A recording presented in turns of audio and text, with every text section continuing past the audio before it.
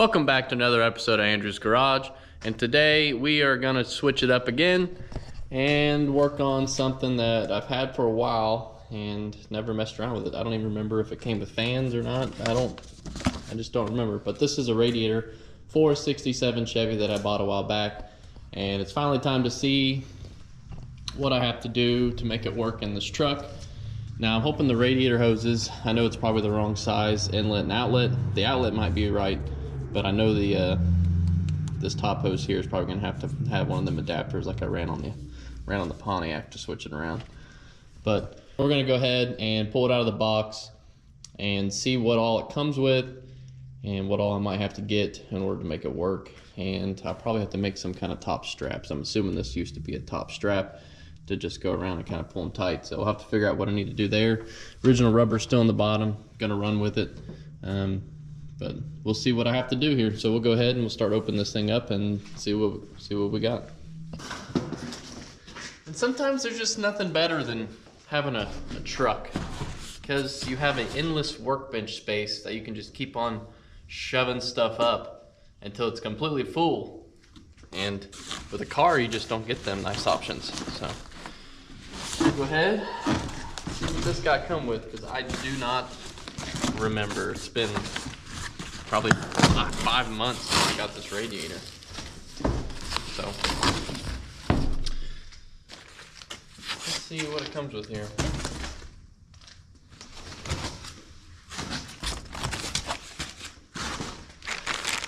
I don't even remember what core it is. Hey, dual electric fans. I thought I did right. And this is one of them cheap Chinese radiators. And honestly, I've never had a bad one, so knock on wood. This one should be about the same. But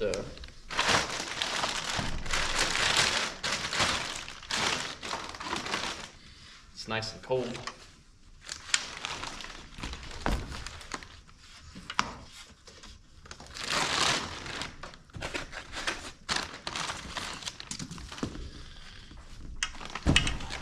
I like how the shroud fans got studs. That's nice. But it looks like I'm gonna have to take it off to get the foam that's in between there out. So this is from a company called DH Racing Parts. Cooling systems, radiators. So maybe it's not Chinese, but maybe it is. I don't know. So looks like it's got trans cooler spots here too that we will not be running. But alrighty then. So here it is, all of its glory. Here's the drain. Still had pressure in it. So that's good. And it might actually be the right size, so wouldn't that be exciting? Let's go ahead and do a preliminary fit up, see how it looks.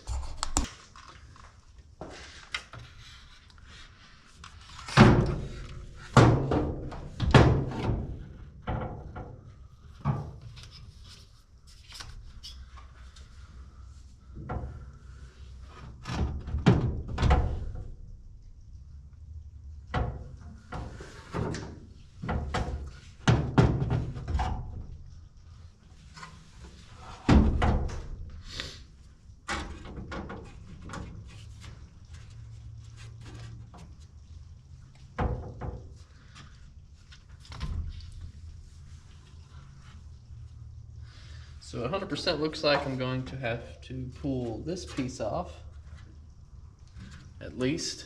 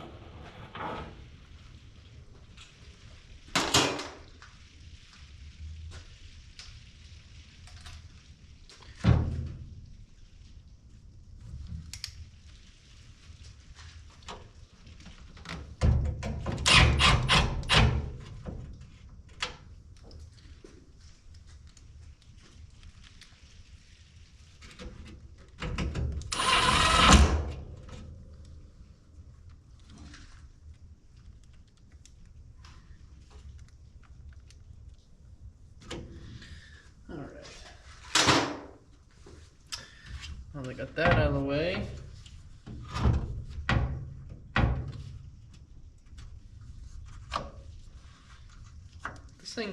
This radiator is like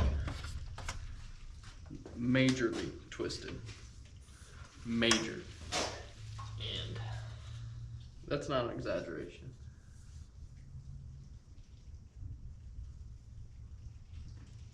And it might be, you know, made like that. But hey.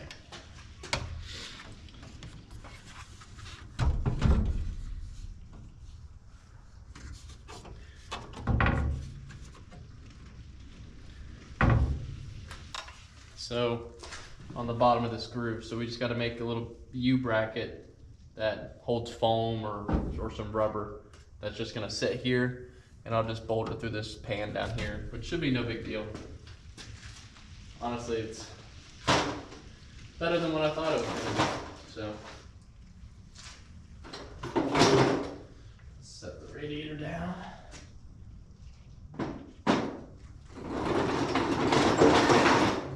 Let's get to making something. Make it work. That's what we do around here. So if these unbolt, I can probably unbolt them and make a pedestal for them. But I don't know if it'd just be easier just to bend something up real quick. Well, I got some 11 gauge here. I'm gonna cut this strip. It's about 1.5 inches wide. Go ahead and cut it off, square it off, and then take a measurement for the bend. And we'll start making these little pedestals.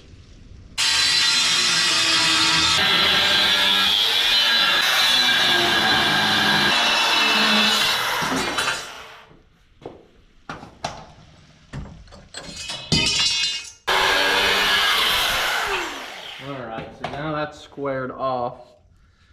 I need to take a measurement around the base of that belly where I want to clamp it, and just measure down, over, and up.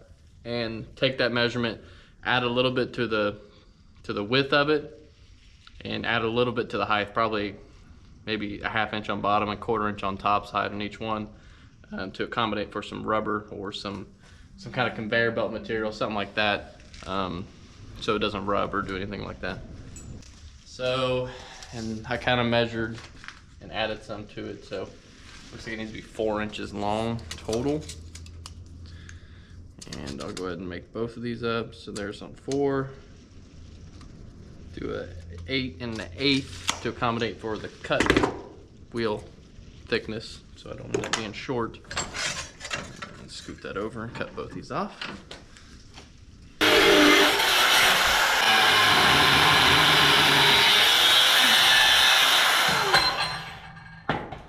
So there's both of them. Try to clean them up a little bit. It's pretty much 1 inch, 1, 2. Same thing over here. 1 inch, and then 1, 2. And these bends don't have to be perfect, they're just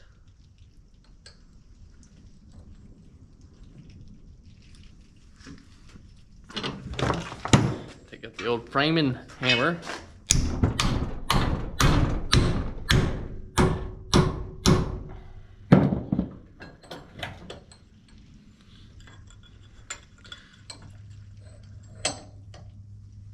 And then do the old eyeball alignment, because your eyeball never lies.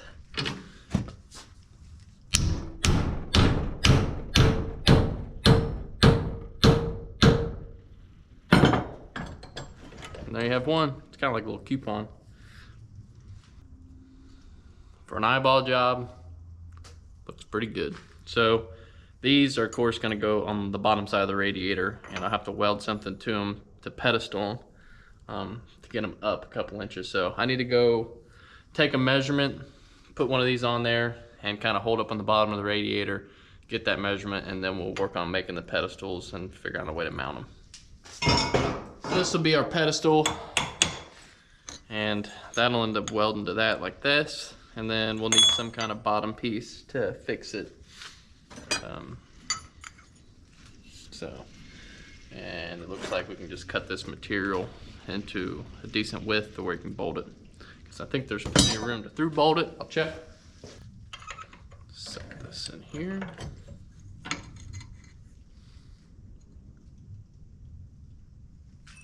And we'll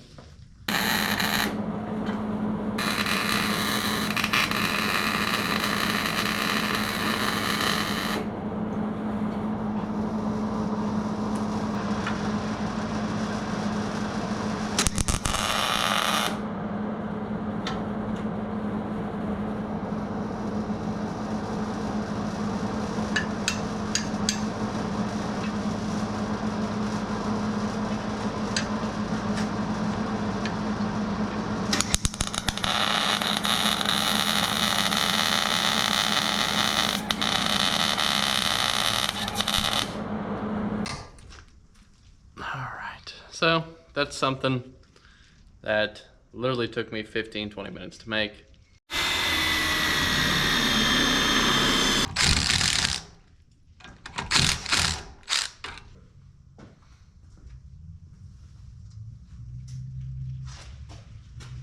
All right, so I got these brackets where I think they need to go, and now I just need to mark them.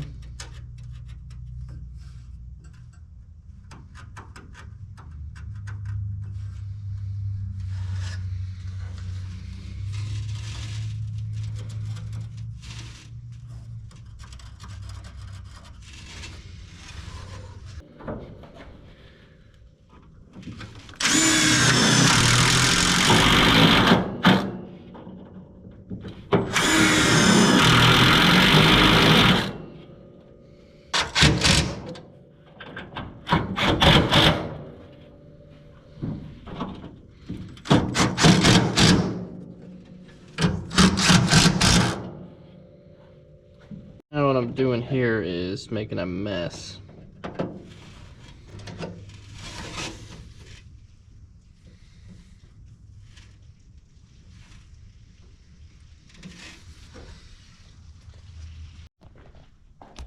So I got the bottom mounts done, the radiator's sitting in it holding pressure on it. So those should set up over the next few hours. Now I did kind of space it away from the core support to get it away from the original stuff. As far as these brackets goes, which it's going to be just fine. But now I need to fabricate some kind of spacer that's going to be in here that's going to hold rubber, which should be no big deal. I can just self-taper to this original core support and kind of make it as like a bump stop. And then I'll put rubber on the back side of it on each side.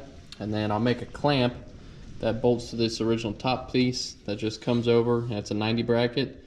And you'll have to pull it over, you know, squeeze it real tight to get it to slide over it. I'll make a slot, a little bit of a slot, and be able to pull it tight, and it'll pull back on the core on each side, holding against that rubber. So now it's held in by this bolt over top of it, holding it down. And then it's also held in by the pressure holding it this way, so it can't come up and it can't move back and forth, and it's sitting on rubber everywhere, so it does not get damaged. So at least that is the plan. But for now, it looks like, sticks out like a sore thumb because it's all brand new. But also, another good thing is the original radiator hose looks like it's going to work. I'll probably, like I said, have to get that adapter to switch it over from sizes. And then the bottom one looks like it might work. I might just go get a flexible hose just to be sure, because it looks like it might kink it. But never know until you get it on there, but it definitely looks like it's going to kink it. So, all right, skip forward a little bit, and I'll show you one thing that I used. So, let me find it. So here's this stuff here. So this is like a rubber, but it's got a metal inside core, and it's meant for like carpet edging pretty much. And I use that down these original radiator rails. You can kind of see them sitting in there, but that's just in case it ever rubbed against it. And of course the pads on bottom, you see me put the rubber in. I made these little standoffs out of some leftover scrap and welded them onto the actual core support themselves. And then you see there's some beautiful like conveyor belt rubber. It's actually hose rubber off an old gas tank. It's cut And that just, it's another spot. So, and here's these clamps that I'm talking about. So basically the only thing I'm going to do is get them over to the hole that I want to use, squeeze it real tight, mark the center, and I can drill it anywhere. Probably try to mark it as close as I can to the center, and drill that hole, pull it back, throw the bolt in there. Do the same thing over here, pull it back, and then of course get a bolt in it. And then that should take care of the mounting. Now for the top of this, I know that this won't look that good, but once I get my metal brake back, I will make a new piece that'll cover all this top. It'll be one smooth, solid top, and probably have a 90-degree rolled edge that'll go around here and cover this whole top thing up and all this garbage, because I don't really like the way it looks right now. I mean, honestly, it kind of fits the look of the truck, but you know. So I'm just gonna mark these 2 holes, get them drilled, find me a couple bolts, bolt this down, of course, put rubber underneath these as well, and radiator install should be golden, and I'll be able to cut these zip ties off there, and the radiator should be solid. So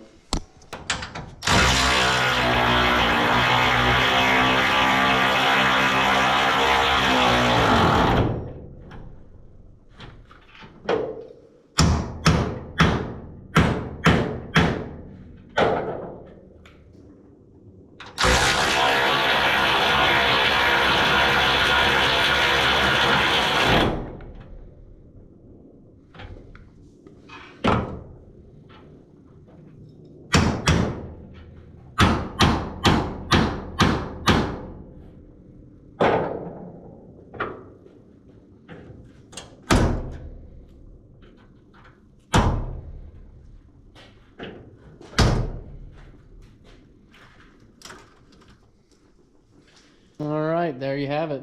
One radiator install. I think it was roughly about 4 hours today, and I think it looks pretty good.